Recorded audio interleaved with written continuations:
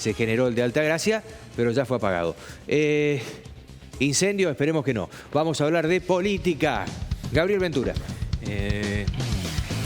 No es para hacer, pero voy a hablar de agua. Va a hablar de agua. Voy a hablar de agua. Todo está relacionado. Todo está relacionado. Concatenado. Quería que quede lo mejor posible. Buenas noches.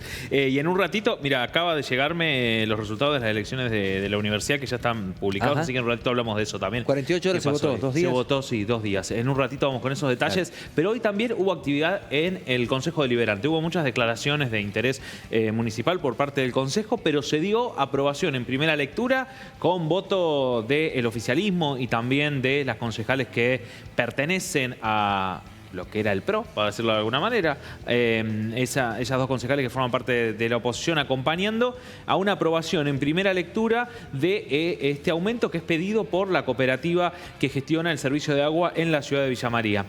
¿Qué es lo que habilita esto? Habilita que ahora se pase a una audiencia pública donde pueden ir los vecinos y vecinas a decir sus pareceres sobre el número que está pidiendo esta institución para poder aumentar a la tarifa de agua y de saneamiento. Y posterior a eso, Héctor, una segunda lectura, para eso tiene que pasar 15 días en el medio, donde allí los concejales pueden incluso meter modificaciones acorde a lo que escucharon de la ciudadanía o finalmente avanzar con el proyecto que ya tiene esta primera. No se modificó el horario de la convocatoria para la ciudadanía. No, todavía no está el de esta, pero seguramente no se va a modificar. La última audiencia pública que hubo, que fue por el balance, fue también al mediodía, un día de semana, y es complejo. Y van las mismas caras. Ahora, siempre. El aumento se habla de un 30%, ¿es así? Es casi un 30% escalonado. Escalonado en septiembre, siempre ahí lo tenemos en placa, gracias al señor director. Bien, en septiembre de un 10%, un 9% en noviembre y un 9,95%, esa exactitud, en el mes de enero de 2026. Bueno, después alguien lo podrá explicar porque, digo, si estamos con una inflación parados en un promedio de entre el 1,5 y el 2% en la inflación, ¿de dónde se generan estos aumentos? 10%, 9%, 9,95%, un 30% para estos meses. Cuando se presentó, primero para decir que estos son los números que presentaron desde la cooperativa, los concejales que defendieron el número, o al menos hablaron de los números del proyecto, dijeron primero el tiempo que hace que no se aumenta, que es de fines del año pasado, aunque impactó un poco en la tarifa de comienzo de este año, y además de eso, una cuestión que es pensar hasta el último aumento va a terminar pagándose en febrero del próximo año. Pero obviamente es interesante lo que marca Héctor, porque estamos teniendo una inflación que es un número por debajo, y si vemos los últimos meses, ninguna inflación está en el 10%, ni siquiera si sumamos el último bimestre o el último trimestre. Entonces, sería bueno hacer un comparativo también con otras localidades. Sí, sería interesante. Un lugar donde siempre hay polémica con el tema agua es en la vecina ciudad de Villanueva. Digo, siempre hay una cooperativa pensando y pidiendo un número, un oficialismo en el Consejo Deliberante tajando otro y terminando por mayoría aprobando eso, y siempre una tensión constante entre los directivos de la cooperativa y el municipio de Villanueva. Acá, el oficialismo fue quien llevó el tema al debate, o al menos fue Yalil Océs quien dio en el recinto los argumentos por este aumento, que, insisto, todavía no está aprobado. Teniendo en cuenta que estamos en 21 de agosto, vamos a ver efectivamente cuándo empieza a aplicarse, si se aprueba, porque no va a ser aprobado antes del mes de septiembre o ahí nomás. La verdad que es un cimbronazo. Sí. No pagamos en promedio poco de agua en Villa María. Algunos dicen que el tratamiento que necesita el agua de Villa María en gastos es mucho menor a otras localidades, a donde se extraen de ríos y demás. Nosotros sabemos que lo sacamos directamente de las napas en profundidad y es del agua. No tenemos que traerla de otro lado del agua. No hay, claro, como muchas localidades. No hay que traerla de otro lado. Bueno, hay una cantidad importante de pozos subterráneos y el agua que se extrae es de muy buena calidad, y el tratamiento, que obviamente lo necesita, no es tan importante ni genera tanto gasto como en otras localidades. Pero por ahí estamos hablando sin precisiones, pero prometemos para la semana que viene meternos. Sí, avanzar en eso, en el comparativo, y también avanzar en las voces. Bueno, hoy hubo disidencias. Bota, Perrent y Sosa en el Consejo Deliberante no acompañaron ni siquiera la primera lectura, entonces hoy votaron en contra de este proyecto, y el oficialismo, más este sector de la oposición que suele acompañar al oficialismo, votó también habilitando la primera lectura. Muchas veces es lo que se dice, habilitamos la primera lectura para que venga la ciudadanía, en un horario medio complicado del mediodía, a la audiencia pública, nos diga qué piensan sobre eso y después avanzar hacia el resto. Vamos al Senado de la Nación, porque... Las inserciones y abstenciones Bien. también a mano Se va a votar alzada. financiamiento universitario. Resulta aprobado. Entonces votaremos en general y en particular por medios electrónicos la orden del día número 424/25 correspondiente al proyecto de ley venido en revisión sobre financiamiento de la educación universitaria y recomposición del salario docente, expediente 725 de la Cámara de Diputados. Se vota, se vota. Senadora Andrea Cristina, ¿alguien más? No. Ahí está.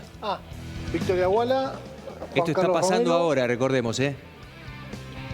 De esto depende abstenciones. en mucho Gracias. el futuro Les de la pido se educación pública. identifiquen los dos senadores. Mientras se identifican los senadores, recordemos que si esto sale aprobado, se transforma en ley.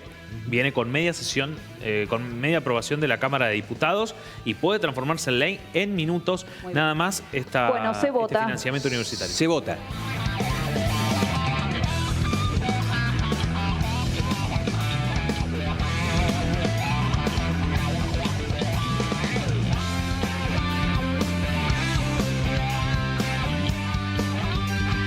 En segundos conoceremos el resultado. Esto, recordemos, tiene media sanción. Financiamiento universitario. La necesidad de la educación pública en la Argentina. Una sesión intensa en el Senado. Vienen de derogarse 5 decretos del Poder Ejecutivo Nacional. Héctor, bien lo marca nuestro Senador graf. Paltroni puede aclarar su voto. Ahí está. Ahí está. Afirmativos 58, negativos 9, abstenciones 3. Paltroni. Bueno, Negativo Paltroni. ampliamente. Que me saquen el graf si puede ser. Estoy viendo que la senadora Albert Carver Rivero, Luis Juez acompañó y Sí. Alejandra Vigo también. La senadora Carmen Álvarez Rivero, que es la senadora de esta provincia, es la única que votó en contra del financiamiento universitario. Para leer rápidamente ahí, Luis Juez y Alejandra Vigo acompañaron el financiamiento universitario. Ahí lo estamos viendo en pantalla. Seguramente ahora empiece la votación en particular de este proyecto. Pero bueno, a vista rápida me parece que es el primer análisis que podemos hacer. Es el título de la noche. Sí, se aprobó el financiamiento universitario, esta ley que tiene un amplio consenso del sistema universitario nacional, Héctor, en la que han trabajado, recordemos que ya es la segunda ley que se presenta en este sentido. Hubo una el año pasado que fue vetada por el gobierno nacional y que luego no pudo insistirse en las cámaras bajas. Ahora tienen una amplia mayoría en ambas cámaras, salvo que alguien empiece a cambiar de voto o falte los días que haya que votar en caso de aparecer un veto presidencial, porque aunque esto nos amarga bastante el sistema universitario, el presidente y el gobierno está convencido que ese es el camino, de ir por un veto en contra de esta ley que ayer mostrábamos, Héctor, significa muy poco de lo que tiene que ver con el PBI de nuestro país. Si sumamos todas estas leyes de las que venimos hablando, llegamos al 0,89% y particularmente esta ley fue consensuada por trabajadores docentes, por trabajadores no docentes, por también espacios estudiantiles, por el Consejo de Rectores y Rectoras de las universidades y acompañada por una amplitud del arco político. Viene no solo al financiamiento y a la garantía salarial de trabajadores y trabajadoras con una recomposición efectiva, sino también a garantizar que el gobierno nacional, esté quien esté presidiendo, pueda dar un presupuesto acorde a las necesidades del sistema universitario nacional. Hoy ya es ley, ahora se traslada al Poder Ejecutivo y el Poder Ejecutivo deberá definir si promulga esta ley o si la veta. Ya sabemos lo que piensa Javier Milei. A ver, la realidad, para que la gente lo tenga en claro, esto no significa un aumento presupuestario. Lo que significa es la garantía que el presupuesto alcance para llegar a fin de año, ¿sí?, darle garantías en los presupuestos que corresponden, de acuerdo a la inflación, a las universidades. Y con respecto al salario muy bajo de los docentes y no docentes, esto no significa un aumento en el salario. Esto significa la exigencia de que vuelvan las paritarias, ¿sí?, que la situación se dirima en paritarias entre gremio y el gobierno trimestralmente, creo que es lo que marcaban, ¿no? Uno de los artículos. Sí, uno de los artículos marca eso. También sí hay una recomposición a lo que se ha perdido, que es lo que se viene reclamando. Pero también, Héctor, me parece que es interesante porque este proyecto deja las bases para que luego no sea un inconveniente y que pueda ser una cuestión que año a año, cuando se establezca una ley de presupuesto, digo, el 15 de septiembre, este gobierno nacional, como cada gobierno, debería presentar un presupuesto nacional en el Congreso para que sea aprobado. No viene ocurriendo eso, no ha pasado los últimos 2 años, no se le aprobó primero en el final del gobierno de Alberto Fernández, no se presentó un presupuesto, no se presentó el año pasado, se presentó y finalmente no se llevó al debate. Veremos si eso ocurre ahora, pero esto marca las claras. Veremos qué dice. Por eso. Es importante, perdón, Héctor, decir que ahora viene otro debate importante en el Senado de la Nación, que es por Garrahan también, ¿no? Sí, por Dios, estamos hablando de la salud pediátrica, la salud de nuestros chicos, es la discusión, es más amplio que el Garrahan, obviamente uno centraliza en el Garrahan. Es el título, pero es mucho más amplio. Es más amplio, pero decía, aumento, en realidad aumento en el contexto de lo que sería un aumento para los docentes y no docentes, no sería, lo que sería es recomponer y recuperar lo perdido. Sabemos lo que se ha licuado en los sueldos y esto obligaría a replantear los números y generar justamente una recomposición salarial acorde a todo lo que se ha perdido. La noticia es buena, sí.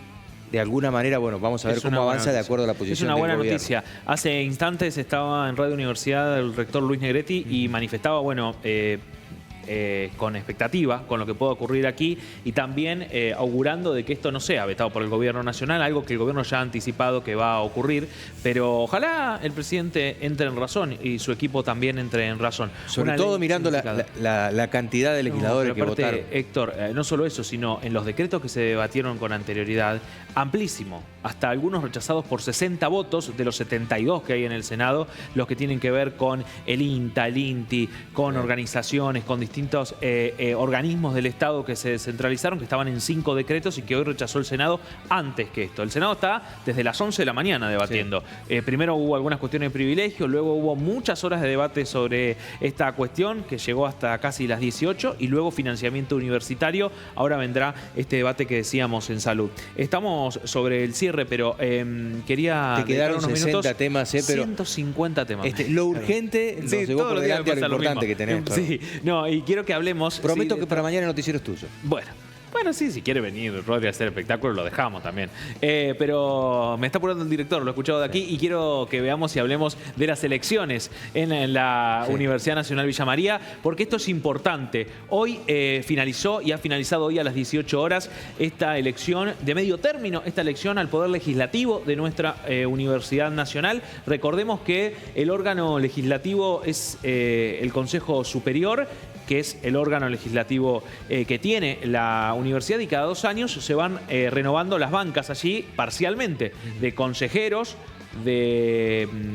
por docentes, por no docentes, por graduados y por estudiantes. También pasa lo mismo en los consejos directivos de cada instituto académico pedagógico, en el Instituto de Sociales, en el Instituto de Ciencias Básicas y Aplicadas y en el Instituto de Ciencias Humanas. Estaba viendo los números hoy.